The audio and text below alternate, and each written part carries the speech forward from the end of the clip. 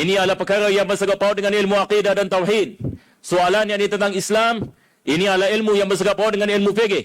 Soalan ini tentang ihsan, ini adalah ilmu yang bersangkut paut dengan ilmu tasawuf ataupun ilmu tazkiyah.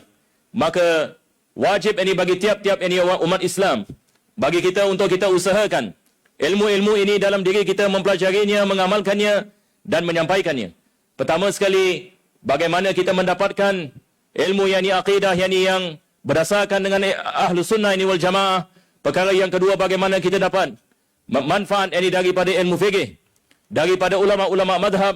Dan perkara yang ketiga, bagaimana kita dapat usahakan untuk kita mensucikan diri kita dalam mendekatkan diri kita kepada Allah Subhanahu wa taala.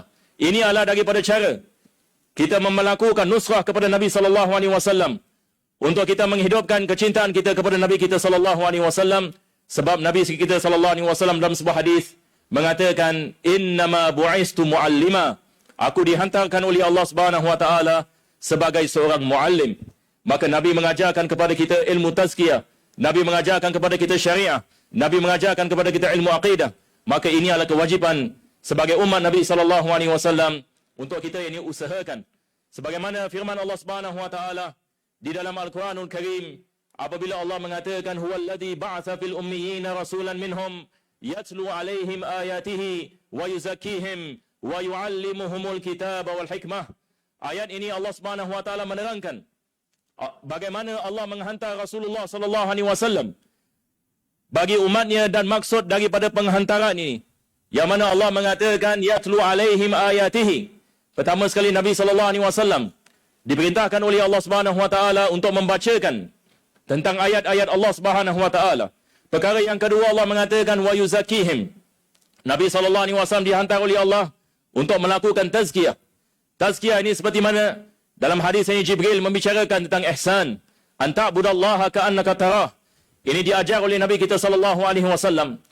Dan begitu juga Nabi kita sallallahu alaihi wasallam dihantar oleh Allah Subhanahu wa taala seperti mana Allah mengatakan wa yuallimuhumul kitaba wal hikmah. Ta'limul kitab wal hikmah, mengajarkan kepada kita Al-Quran, mengajarkan kepada kita daripada sunnah Nabi sallallahu alaihi wasallam.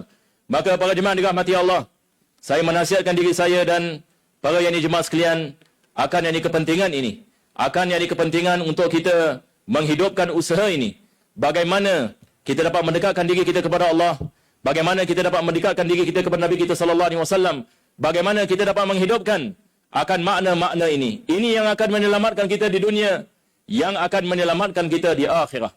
Kita berdoa kepada Allah, mudah-mudahan dengan barakah yang di majlis ini, Allah Subhanahu wa taala memberikan kepada kita kemudahan insya-Allah. Dapat kita menghidupkan perkara ini, dapat kita menghidupkan agama, dapat kita menghidupkan sunnah Nabi sallallahu alaihi wasallam. Kita berdoa mudah-mudahan Allah Subhanahu wa taala menjadikan kita sebab hidayah, menjadikan kita sebab hidayah bagi manusia yang lain, menjadikan kita di antara mereka-mereka yang mewarisi daripada warisan Nabi kita sallallahu alaihi wasallam. Dan kita berdoa mudah-mudahan Allah sentiasa menghidupkan hati-hati kita dengan iman dan taqwa, memberikan kepada kita kebaikan di dunia dan akhirat, menyelamatkan kita daripada segala bala, daripada segala wabak, daripada segala adab di dunia dan akhirat, dan memberikan kepada kita husnul khatimah. Amin ya rabbal alamin. Wa sallallahu ala sayyidina Muhammadin wa ala alihi wa sahbihi wa sallam. Alhamdulillahi rabbil alamin wal afu minkum.